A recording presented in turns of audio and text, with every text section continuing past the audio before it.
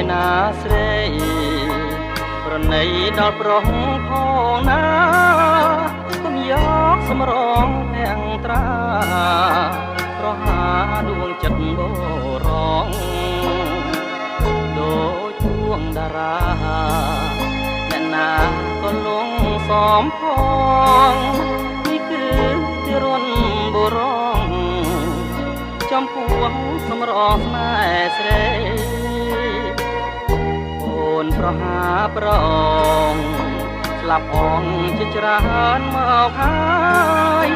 នៅមិនល្មមចិត្តនូនឡើយនេះហើយចិត្តឥតប្រណីតើពុនបានទៀតទើបសមល្មមនឹងចិត្តស្រី